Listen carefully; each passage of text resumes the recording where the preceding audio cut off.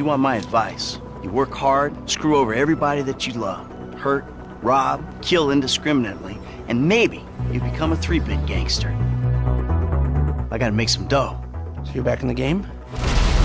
I guess.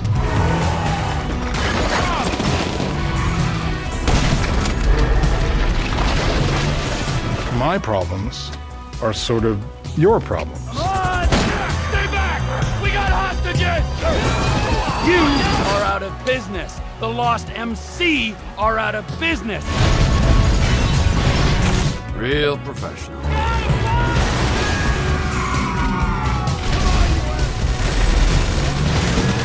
That's Trevor, my best friend. That's Franklin, the son I always wanted. Jesus, your therapist has a lot to answer for. It's pretty crazy to think that Rockstar Games went from making a new GTA every 2 or 3 years to then doing nothing for over a decade, with even the upcoming GTA 6 being delayed yet again from 2025 to 2026. It's also been over a decade since I last actually did a full playthrough the last one, GTA 5. Yeah man, not since back in November 2014 when they re-released it for the PS4, the Xbox One and the PC, where I did a full run through the entire campaign. But seeing as we're heading into the end of the year where bugger all else is going on, I thought it might be fun going back through it again. Yeah, properly going back through it too, playing it on the PlayStation 3 of all things, and limited to the single player component. Considering that back in 2021, Rockstar removed the support for both the PS3 and the Xbox 360's online modes. Either way though, let's go back to the past and see if this thing still stands up, shall we?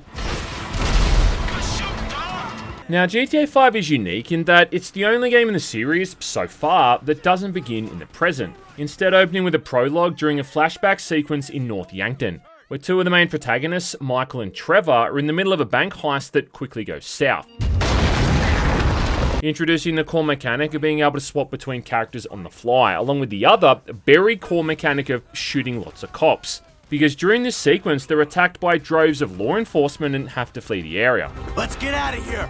Despite seemingly getting away though, Michael is apparently shot and seriously wounded, forcing Trevor to escape off on his own. Only for it to turn out that Michael's very much not dead, and as we soon learn, all of this was orchestrated so he could cop a plea deal and get his family into witness protection. All to live an anonymous existence in Los Santos 9 years later with his wife Amanda and kids Tracy and Jimmy. What are you talking about? With the majority of his story arc dealing with this incredibly dysfunctional relationship he has with all of them. Let's go. Those walls could talk. You think I do it? Hey! No! Hey! Shit, Ain't cool, Daddy. man. What are you doing? Hey! Either way though, for an opening sequence, this was pretty damn awesome, introducing us to the basic mechanics along with being suitably action-packed and showing off the capabilities of the hardware with some great looking environments. That jump in visual clarity alone between this thing and GTA 4 was pretty damn huge, and there's no doubts that Rockstar were really pushing the consoles to their limits, much like San Andreas did back on the PS2.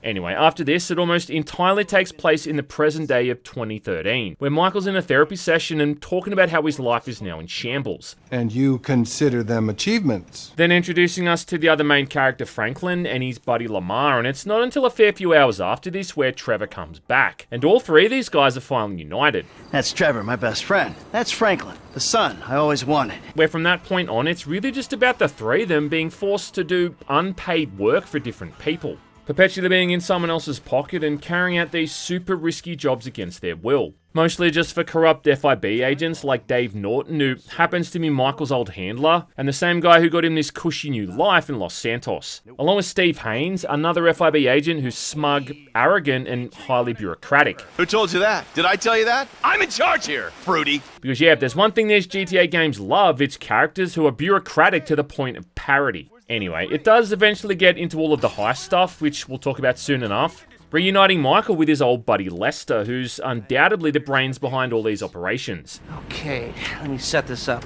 But a lot of this stuff is also just classic GTA, interacting with wacky, batshit insane people who are more or less complete caricatures, along with all the numerous side stuff you'd really expect to see by this point, like going around doing side tasks, modifying vehicles, or hanging out in strip clubs. Shake it, baby. GTA 5 was also unique in that instead of just telling one story, you instead more or less told three, jumping back and forth between Michael, Trevor, and Franklin, often outside of the player's control. Early on, it's really just Michael and Franklin, but after that first main heist in the story, both these dudes have to lay low, and it automatically swaps over to Trevor and forces you to play as him for a bit. You're a genius, you moron. Come on, come here. Woo! And I have always thought that Franklin really should have been the main and only protagonist. I mean, for starters, he's the one coming up from rags to riches, which really is how all of the other protagonists in the other games have been portrayed. Claude in GTA 3, for instance, had to come back from nothing after his girlfriend ripped him off and he dodged jail.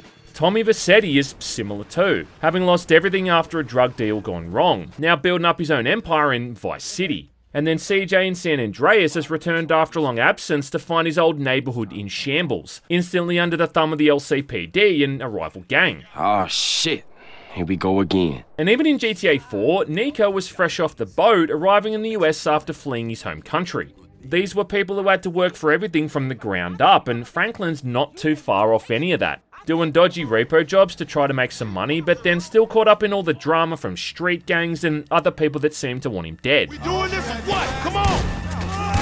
Oh, you think you a gangster? Michael and Trevor, on the other hand, are middle-aged dudes who've more or less made their plays and got their lot in life, as miserable as they may be. Michael's got this huge house in Los Santos, and Trevor's got his trailer out in the middle of nowhere. I mean, it might not be nice, but at least it's his own.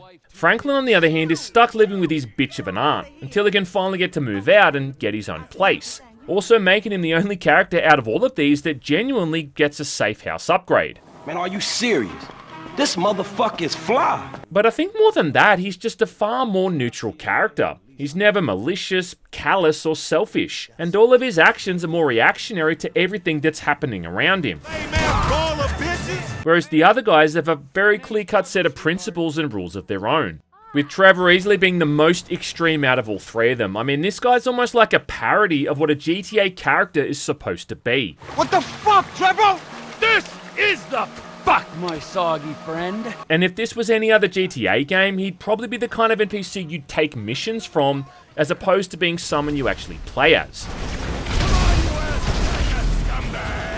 He's like a textbook psycho, the embodiment of the whole some men want to watch the world burn trope. And while some of the stuff he does is admittedly pretty funny, a lot of it just feels like him being offbeat and random for the sake of it. Now, would you get me a fucking drink? I'm not gonna ask you again. Oh. It also happens that he's the only character you can do the rampages as, which makes sense, I guess, given his whole temperament. Having said that though, he is loyal to the people closest to him, which I guess is why he's so pissed off at Michael for what happened in the past. And that dynamic between Trevor and Michael's family is also really interesting. Somebody say yoga? I mean, during that cinematic when Trevor first returns, you can even see Michael putting himself between Trevor and Jimmy as a human shield. But in reality, it turns out he actually cares a lot for both of these kids, which is something they also seem to reciprocate. Tracy, for instance, genuinely seems happy to see him. It's my dad and Trevor? Two dads. Great. Wow. Very San Andreas. What are you guys doing here? Yeah. Which is in stark contrast to the psychopathic cannibalistic monster everyone else seems to think he is. Does feel like all of the most interesting character traits are wasted on these main guys though, and as a result, a lot of these ancillary characters just aren't as interesting here as they've been in previous games. GTA 4, for instance, had absolute bros like Little Jacob, Brucey, Packy, Dwayne, and Roman. Hey man, it's me. Let's play darts.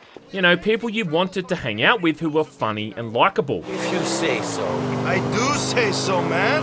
I do. Even San Andreas had Caesar, Woozy, The Truth, Zero, and even Mike Torino. Yeah, I mean, yeah, like Mike was another government agent who used you to do all his dirty work, but at least the guy kept his end of the bargain. The shocker is, we are going to look after him. Because I need him alive as much as you do. Oh, thanks. GTA 5 has Dave Norton, Solomon Richards, and Floyd. Am I being clear now? Yes, Trevor. About the only side character I genuinely liked all that much was Franklin's buddy Lamar, because in a game where people are constantly fucking each other over and changing sides, he's one of the few people who doesn't screw Franklin over. It's good to have confirmation. Oh yeah, and also Chop, I like Chop. Chop, we walk. Lester's okay as well, I guess. Frankie! Lester! Lester needs a drink. But that's the kind of problem you get, right? When three of the main characters are all drowning in personality. Just kind of makes everyone else seem weaker in comparison, especially in the way that Michael and Trevor butt heads as a result of that. with Franklin also constantly being caught in the midst of it when both of these guys are at each other's throats and bitching like an old married couple. I'll tell you what's incredible, fucking incredible, you mother... Hey! What? Nah! You got me out here. You wrote me into your crazy world of bullshit. If it was lies, new age shit, and arguments about how good life used to be, I could have stayed my ass in Los Santos. Hello, Franklin. What's up? I do also appreciate, though, how the writing frequently acknowledges the other GTA games, though. Like, for instance, you can meet Packy McCreary early on here, and he'll frequently reminisce about his activities back in Liberty City. My pal Michael, God rest his soul, and another boy, Nico, who's probably dead too. Michelle, or Karen I guess, turns up at one point during a cinematic too, about to stick a flashlight up some poor dude's ass. And so does that other agency guy that Nico did jobs for as well. Put the weapons down, boys. Fun time is over. We've got you. Oh yeah, and speaking of, even Nico's mentioned a couple of times too, which is pretty damn awesome to hear. There was an Eastern European guy making moves in Liberty City, but he went quiet. There was this other guy, though. Army infiltration. He wore a bandana or something. I heard he finally retired. And then there's a main story mission that sends you to Grove Street. Yeah, that Grove Street. What? The other thing worth mentioning is that Franklin's ultimately the one who chooses what ending you go with, choosing who lives or dies. With it also still being amazing to me how anyone could ever pick anything that wasn't ending C. And I've always kind of wondered if maybe the reason they didn't focus on Franklin specifically was that they just didn't want to retread the same plot they did back with San Andreas. Which makes sense, I guess, considering barely any of the missions here even really seem to involve things like rival gangs. Most of it is just around the stuff he does with Trevor and Michael, and this unspoken mentorship he seems to have with both of them. In fact, the way he first meets Michael is when he tries to repo back Jimmy's car while Michael's in the back seat. Shitty situations, dog! Either way though, a big component to everything is swapping back and forth between all three of these characters. Don't you look at me that way. Probably wearing some under there as well. As for the actual moment-to-moment gameplay, GTA 5 plays very similar to GTA 4. Obviously because they're both using the same engine. No shit. Which does also mean the jump between them is far less than it was between 4 and San Andreas. It's again a combination of a third-person shooter combined with lots of driving, and I'd say the biggest change between 4 and 5 here in that regard is how the driving feels.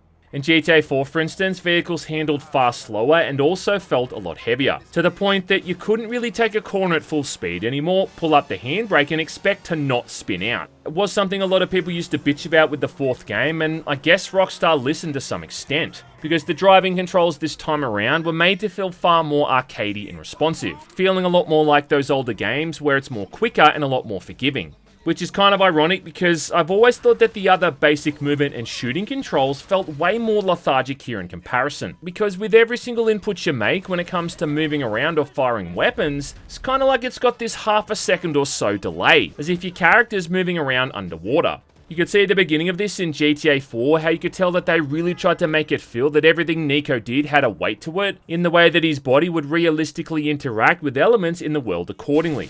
Here in GTA 5 though, the only way I really know how to describe it is that it's kinda sluggish. Though it's still far more reactive than the controls were in Red Dead 2, where I would have sworn the game just had outright input delay. Thankfully though, it never really affects anything to the point that it handicaps you, but I mean, just go and play one of the older games like Vice City or San Andreas, and then immediately come and play this and you'll see exactly what I mean. Speaking of San Andreas, there's a basic experience system here too, where again, much like in that game, the more you do certain actions like driving, shooting or running around, the more you'll level up each category. Which again, would have made a whole lot of sense for Franklin's character, playing as this young dude coming up in the game and learning the ropes. Instead though, almost all of his stats, aside from driving, start off really slow, and he's shown to be a really good driver from the get-go, with this innate ability to slow down time and literally defy reality with how he handles vehicles.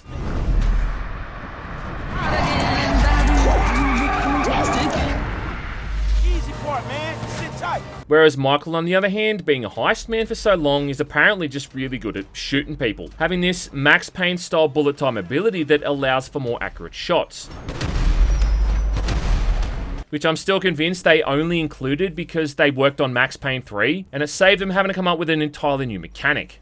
And then Trevor's skill is being the best at flying, but then also to get super pissed off, I guess. with his abilities sending him into a rage mode where he does more damage and also soaks it up more. In fact, it's this rage in particular that has him solely responsible for pretty much wiping out the entire Lost MC crew, which I'd argue is justified given how utterly boring that expansion was. I hope you're an organ donor. Overall though, the controls are decent enough and that cover shooting system still works really well during all the combat sequences. And you kind of forget just how good that Euphoria physics engine in these games actually is, and the way that enemies realistically react when being shot at is still super advanced. I mean, this stuff is what, like 12 years old at this point, and it still shits over AAA titles we're getting in 2025. Yeah, don't think we've all forgotten about what happened to Mind's Eye. More company. Stand by. But the real aspect of GTA 5's gameplay that's the most unique is all the various heists. Any questions? No? Let's go. Now, heists in GTA games are nothing new. I mean, as far back as the bank job in Vice City, they've been in all the main entries.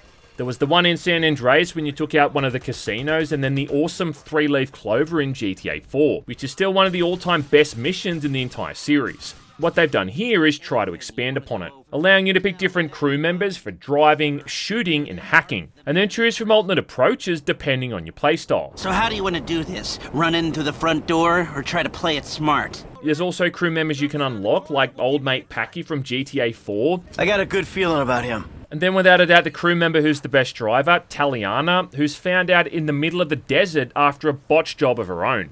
Different crew members then take smaller or bigger rates depending on their skill level, and there is a bit of a concept here where choosing weaker members early on is a better idea in the long run.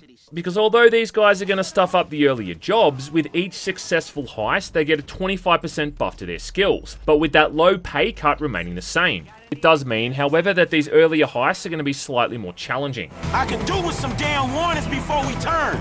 Like in the first heist, for instance, if you choose a driver who's not all that good, they're going to bring sports bikes instead of dirt bikes as getaway vehicles, making the escape through these mud-soaked sewer tunnels a lot harder. I picked these for speed.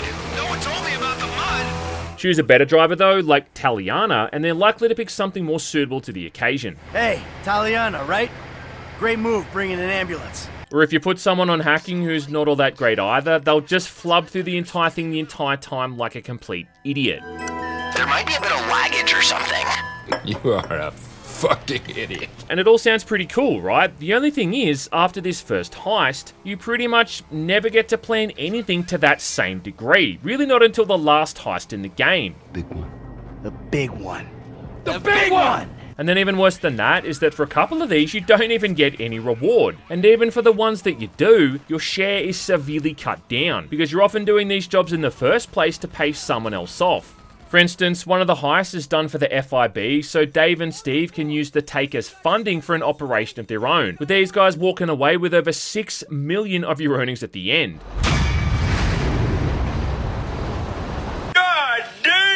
The worst one by far, though, is the one where Trevor's trying to steal something out of a freighter down at the Port of Los Santos.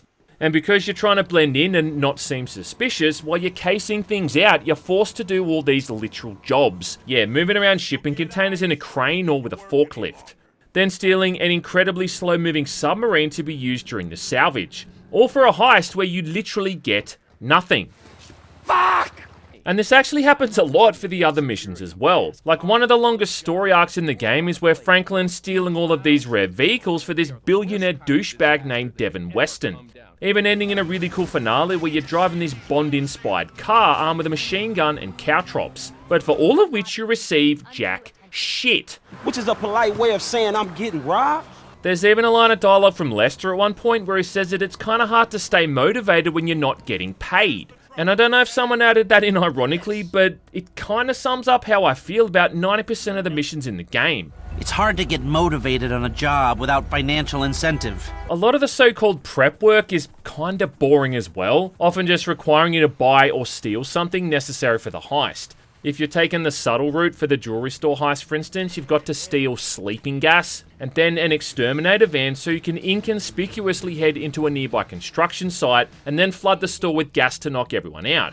I told him to fix that goddamn AC. And you'll have to go off and individually acquire all of this stuff. For another one, you've got to hit an armored truck, and this has you buying a bunch of masks for Michael, Franklin, and Trevor, along with also boiler suits from Ammo Nation, as well as stealing 2 separate trucks to be used during the job. And you really only realize when you're replaying through this how much of this game is actually spent doing this menial stuff, which really is devoid of any kind of challenge or excitement, as opposed to actually playing through the job itself. Sequences like this where you spend 10 minutes driving a garbage truck to a drop-off spot or meticulously moving train flatbeds around on a freight chopper. The locomotive's at the airfield. Even the prep work for the final heist has you and Lester sitting in a car checking license plates, as all of these vehicles leave a nearby parking garage, before you eventually find the one you're after and then can tail them. Not our guy. Which is even worse because the guy you're after drives like a law-abiding citizen, meaning you've got to wait as he stops at every single traffic light between the garage and his house. And it's like I said before, it's the kind of stuff that's fine for a first-time playthrough, but when you're just trying to replay the story to get to the good bits, this all just feels really boring and tedious. And look, I'm not going to pretend that the other games were super fast-paced either, and GTA 4 definitely had its slower moments, but by the time the story picked up in the second half and got going, it sure as hell didn't slow down this much. And in the case of the older games like Vice City and San Andreas, the last bunch of missions you played in those games were just completely insane. The payoff, I guess, is that the heists are really fun to play through, always being insanely over the top and offering up that kind of carnage that only the GTA games can ever seem to nail. The heist on that random bank out in the middle of nowhere, for instance, has Michael and Trevor wearing these basically armored juggernaut suits and stomping around with miniguns. But it's also worth mentioning that, again, like the other missions, these are so heavily scripted to the point where it really does feel like you're playing an interactive movie. Shit! The fucking army! Like with the jewel store heist, for instance, regardless of how much time you've told you got when you're cleaning out the display cases, the time is always still going to run out right when you finish looting everything. And then during the bit after that, you're escaping down the river as you're outrunning the cops. But even then, you're not really outrunning anything. You're just driving in the only direction you're allowed to, until eventually your wanted level magically goes away. Alright, we're clear of the cops for right now. Now, if this was the old games, you'd have to find a pay and spray or something like that. But here it all just seems to come to a stop, as if they ran out of police to send after you. Lester's around the corner at the lockup. Same thing with that heist out in Paleto Bay. After you've mowed down enough cops, you just hop onto a conveniently leaving train carriage and that's it. Last call! Could be our only way out of here!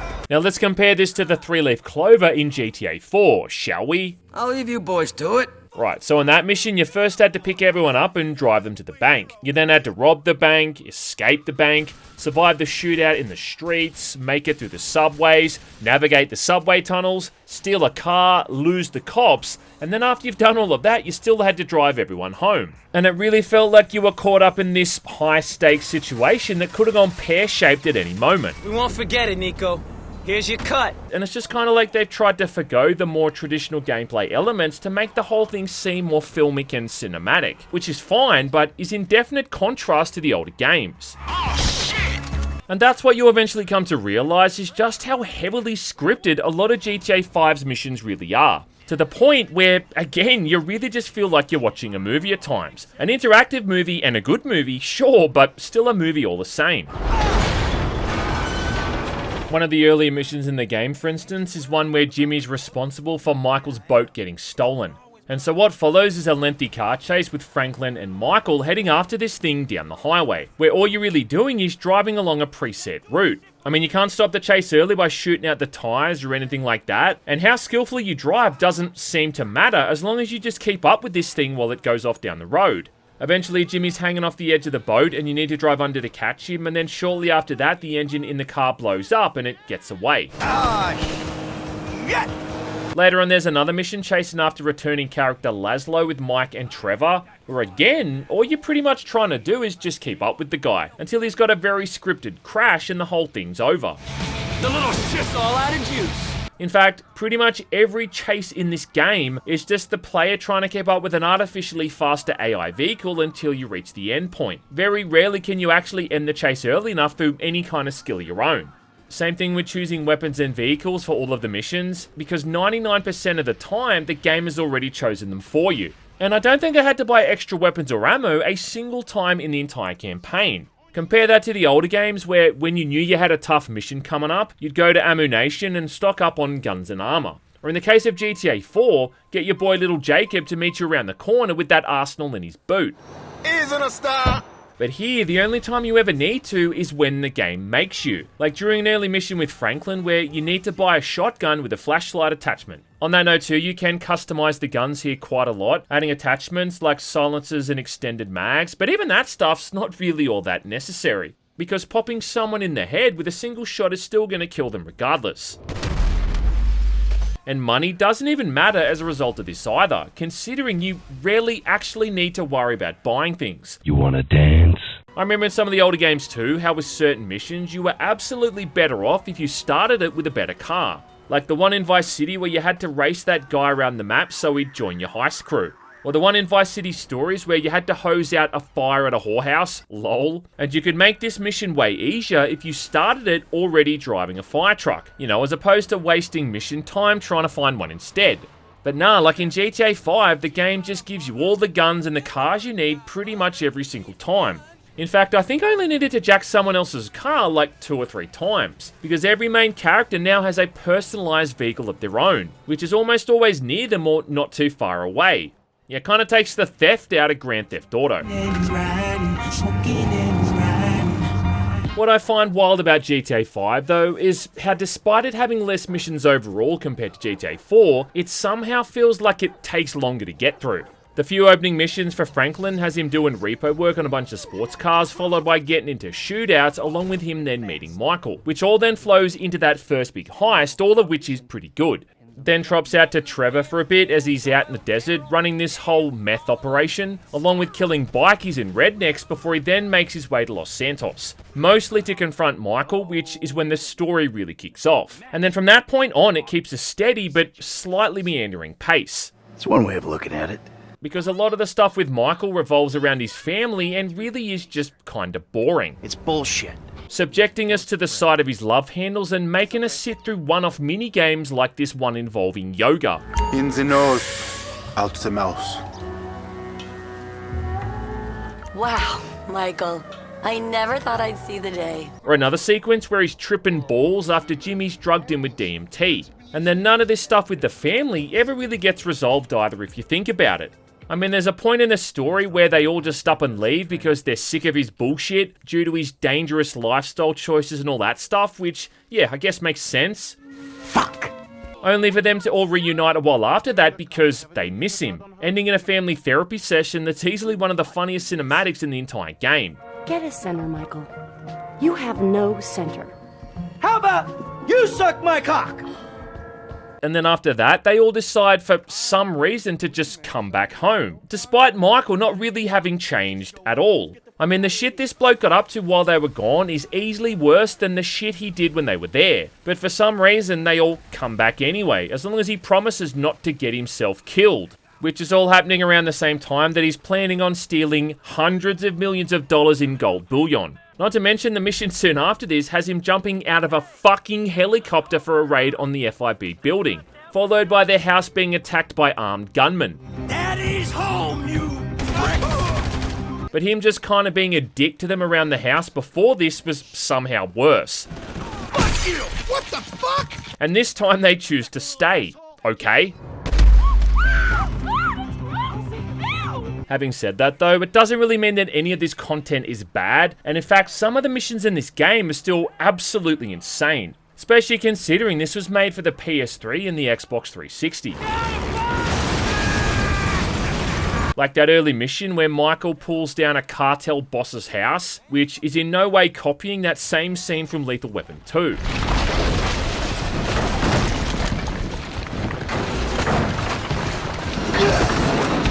One of Franklin's best missions is the one where you get to go back to Grove Street with Lamar and Trevor, getting into a full-on shootout after that drug deal goes wrong. It's like a really intense gunfight in the streets, all ending with the three of them escaping nearby on jet skis. The other one where you're attacking the agency building and swapping back and forth between Michael, Trevor and Franklin seamlessly also highlights how well that feature works. And combined with that new soundtrack by Tangerine Dream, it really amps up the cool factor during all of these moments. That's affirmative, squadron leader! Even just visually, especially for the PS3, a lot of the stuff that GTA 5 does is still really impressive. Like the draw distance and the weather effects are just amazing, especially with things like sunrises and sunsets, along with the rain and thunderstorms. All of the main characters still look highly detailed and are animated really well. And about the only thing that brings it down on the PS3 here is the frame rate when driving around, which at times can be super jittery, making it trickier to not smash into other vehicles. I've always found it kind of funny how certain people made a big deal out of like how worse off GTA 5 was technologically compared to GTA 4, when the types of things that people bring up as comparisons are the most incidental things you pretty much have to go looking for. Which also seems like it's overlooking the other abundance of things that it does include. Like how when you ride around on a bike, for instance, you can see the sweat on the back of someone's shirt. And if you drive hard enough into a fruit tree, you'll also see all the fruit fall off the branches. Fucking me! I've always thought it's kind of funny how if you've been wounded during a mission, that wound is going to show up in the cutscenes. So you'll see like one of the characters standing around or nonchalantly with a gaping bullet wound in their gut. Man, you want me to roll with you, dawg? No, I probably better do this alone. However, having said that though, as impressive as GTA 5 is, it is also a bit of a step down from San Andreas in some key ways. Like for instance, in San Andreas you had not only Los Santos, but also San Fierro and Las Venturas, along with the forests, deserts, lakes and oceans in between. GTA 5 though, it really just has the city of Los Santos and then Blaine County, which takes up the other northern half of the map, a lot of which is empty and scarce of anything to even see or do. This PS3 version is also missing two of the online features, namely the app where you can train up Franklin's pet dog Chop, though all that really does is make him behave better and thankfully isn't needed for 100%. Get the ball for me, boy! But it is missing what's arguably worse with the online stock market site Borsax. Yeah, like you see, GTA 5 had this whole dynamic stock market system, which could be affected by specific story moments, but then also by other players. The main way it was utilized though was that after doing certain main and side missions, you could invest money into specific stocks and then sell them soon after for a massive payout. Lester had a bunch of assassination contracts that Franklin could do, and after every single one of these, one stock would plummet while another one would then skyrocket. And if you invested properly, it could get you to the point where you could make literally billions of dollars for every single character. Which was almost kind of necessary for getting 100%, considering certain assets you had to buy cost upwards of $100 million. No, not at all. However, support for both of these features is something that Rockstar removed back in like 2022, an issue which, if I might add, doesn't affect the other games. So, yeah. Oh, shit! I think overall though, GTA 5 has still mostly stood up. And if nothing else, it's definitely partly responsible for keeping the lights on over at Rockstar and keeping GTA 6 in development. And it's actually insane to think that this game has sold more copies alone than all the other mainline entries combined.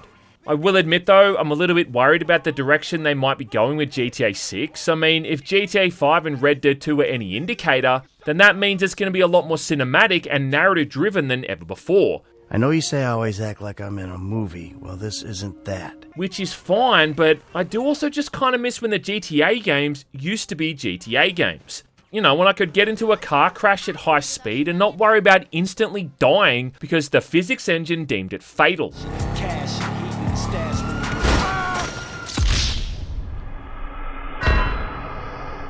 What? Just always felt to me that despite this fifth entry being so advanced and jam full of features and mechanics, that it somehow lost a bit of its old edge. Out through the mouth. But I guess, along with every other single person drawing breath in 2026, I'll be playing it either way to find out if that's the case. Let's just hope it doesn't get delayed. Again.